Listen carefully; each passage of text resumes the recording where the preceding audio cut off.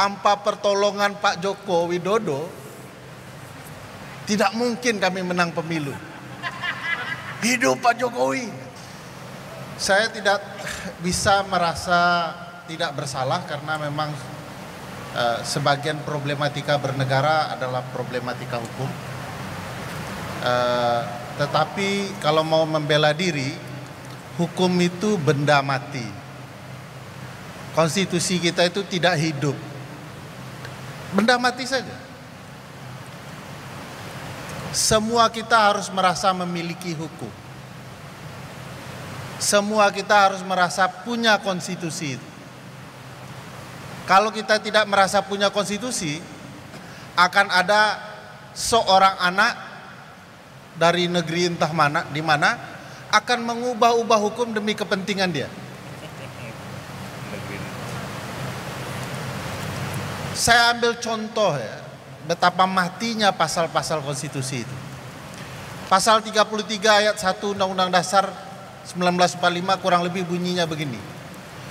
Perekonomian disusun sebagai usaha bersama berdasarkan azas kekeluargaan. Pertanyaannya Mas Abrang, keluarga siapa ini? Nah, jangan ke sana, itu ke arah Solo tuh. Dia sekarang di Jakarta. Siapakah yang menguasai perekonomian kita kalau prinsip kekeluargaannya bukan keluarga bangsa Indonesia, tapi keluarga yang bisa memagari laut. Pak Khalid sebenarnya tidak paham saja. Sekarang ada jenis bambu baru, tidak tumbuh oleh orang yang menanamkan, tapi tumbuh sendiri. Makanya pelakunya tidak pernah ketemu karena dia muncul sendiri. Jenis bambu baru. Begitu dihebohkan dicabut. Padahal itu alat bukti itu. Pelakunya tidak pernah ketemu. Nah, keluarga inilah yang kemudian mendominasi berbagai hal. Kalau boleh bercerita agak ngawur sedikit, tahun 1970-an, para intelektual di dunia ini penasaran bagaimana nasib bumi kalau bumi itu digali terus-menerus. Pak BM, digali terus. Apa yang terjadi di dalam pusat bumi? Apakah timur bisa menghubungkan barat kalau digali? Gitu. Ternyata setelah jauh digali, terdengar sebuah suara di dalam bumi itu. Begitu diperbesar, direkam oleh para ilmuwan, suara itu berbunyi, hidup Jokowi.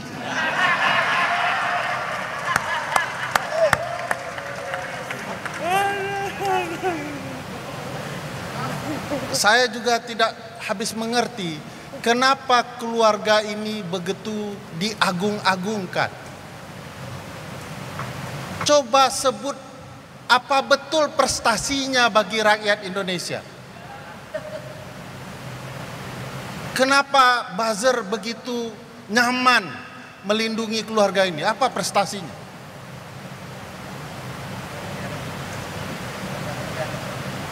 Pasal 33 ini pasal-pasal ekonomi, pasal-pasal ketahanan pangan.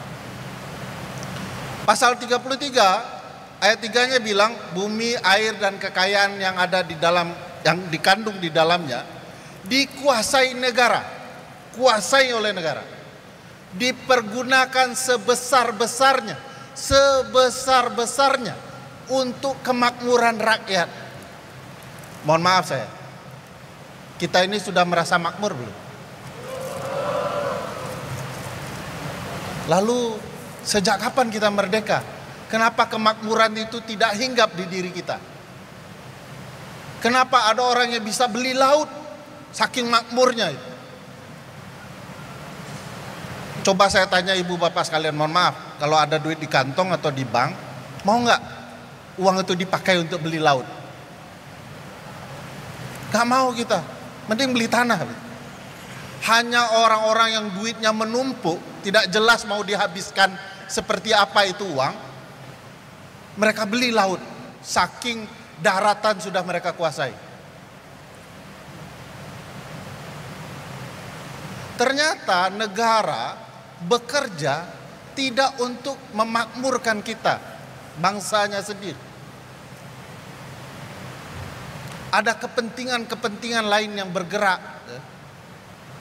Itu sebabnya saya tidak terlalu yakin dengan Pak Presiden hari ini akan memberikan perubahan bermakna kalau dia takut menegakkan kebenaran atau bisa kita katakan sama sekali tidak punya niat untuk menyentuh pelaku-pelaku kejahatan di Republik ini. Tidak ada niatnya. Coba bayangkan berapa banyak undang-undang yang sudah dia langgar belum sampai 4 bulan memimpin Republik ini. Ibu bapak tahu enggak bahwa Mayor Teddy yang ganteng menurut ibu-ibu itu adalah orang yang melanggar undang-undang TNI. Undang-undang TNI melarang sekretaris kabinet diisi oleh prajurit aktif.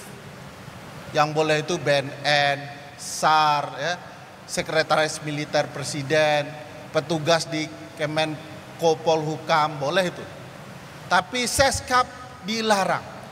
Kabulok dilarang TNI aktif. Siapa saja boleh belajar prinsip ketahanan pangan, bahkan militer. Nggak harus, bagi saya melanggar konstitusi paling besar adalah menggunakan militer untuk ruang-ruang pekerjaan sipil.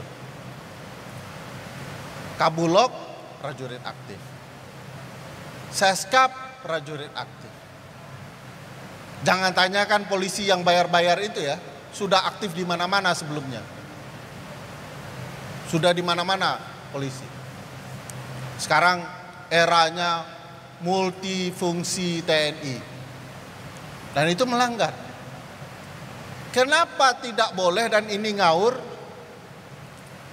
Semenjak era Pak Presiden Joko Widodo hingga saat ini, urusan ketahanan pangan diserahkan kepada prajurit. Apa konsepnya? Konsepnya pertahanan pangan, ada pertahanannya. Apa saja yang ada pertahanan, pokoknya urusan prajurit. Ini konsep sesat lagi menyesatkan. Seperti laut dan sertifikatnya itu. Maka tiba-tiba food estate diurus oleh prajurit, oleh Kementerian Pertahanan, yang harusnya memastikan pesawat kita tidak bermasalah, ya, kapal perang kita tidak bermasalah. Sekarang ngurus pangan. Itu sebabnya kita gagal food estate-nya. Tiba-tiba jagung berubah menjadi ubi. Tapi itu hebat juga berarti. Terobosan. Bagaimana menciptakan jagung menjadi ubi. Nggak akan berhasil karena bukan itu profesinya. Pasal-pasal konstitusionalnya adalah pasal 30 Undang-Undang Dasar. Bahwa urusan pertahanan keamanan memang urusan polisi dan TNI. Urusan pangan, urusan sipil. Kalau digabung, nanti nasi kita bisa jadi tank baja. Makanan kita bisa menjadi baju anti peluru. Nggak tepat gitu.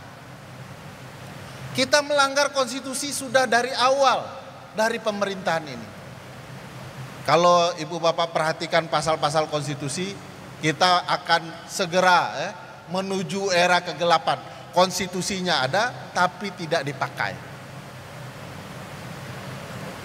Hak-hak sipil tidak dipakai. Kita tahu bahwa kemerdekaan menyampaikan pendapat, berserikat dan berkumpul itu adalah hak esensial sebagai warga. Tapi negara takut dengan suara-suara.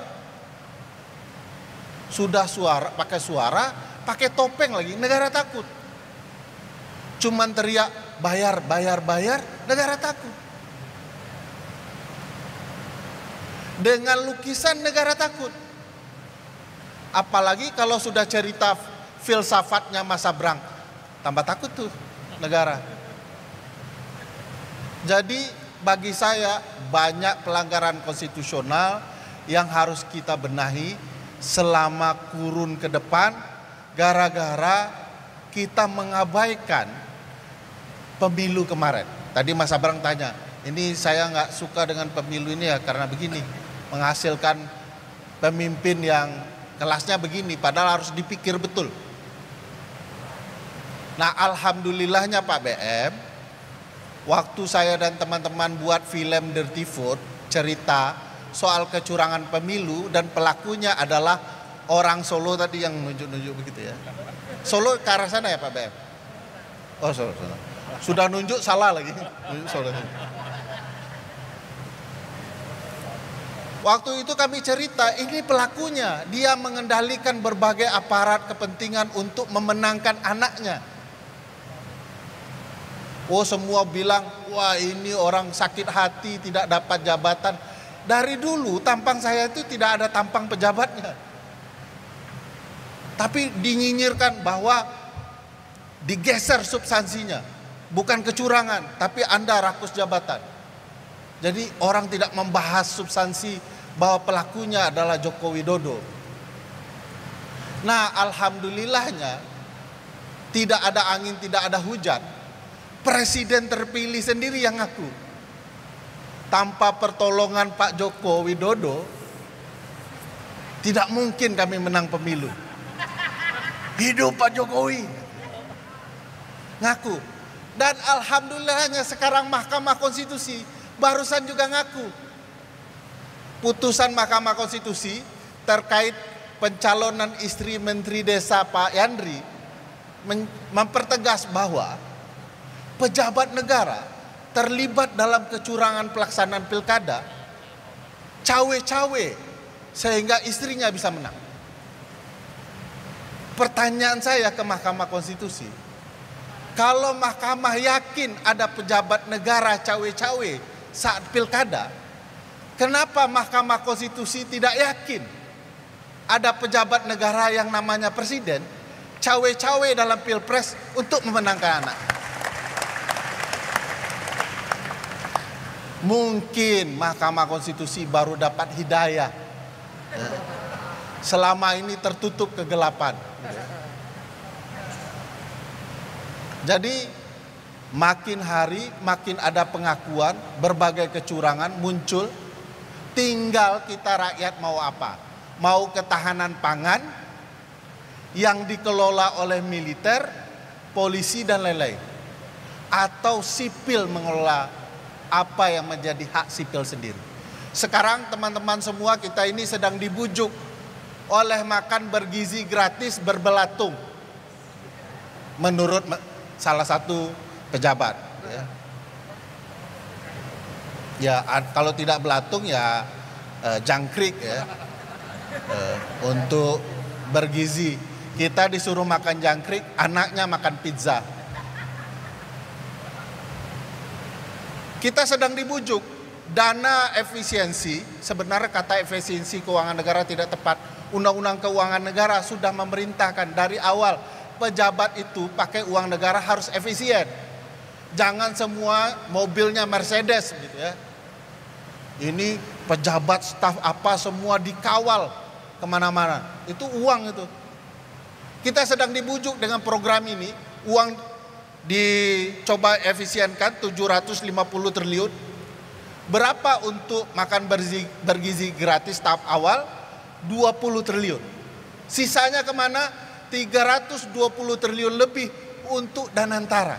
Ternyata uang negara efisiensi itu untuk investasi. Siapa yang mengelola dana investasi itu? Penasehatnya adalah Presiden Joko Widodo. Ada anak sulungnya di dalam strukturnya. Ketuanya Roslan, tim suksesnya Pak Prabowo. Ada direkturnya orang Minang, teman Pak BM makan teh talua di Minangkabau, Doni Oskaria. Lalu direktur berikutnya adalah menantunya LBP, Pandu Sahrir.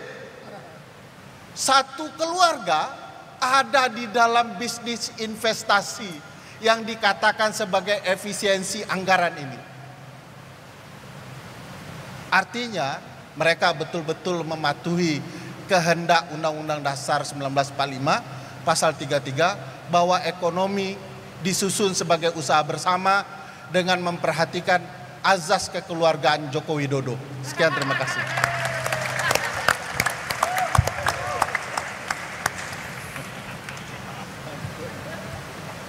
Jangan khawatir teman-teman, Tuhan melahirkanmu di sini ada sebabnya.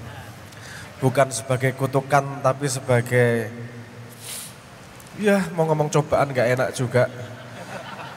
Tapi paling gak kamu jadi punya misi dalam hidup. Ini gak mudah sama sekali. Saya tadi teringat gini nih, sambil kemudian saya tutup, ini sudah waktunya lewat biasa.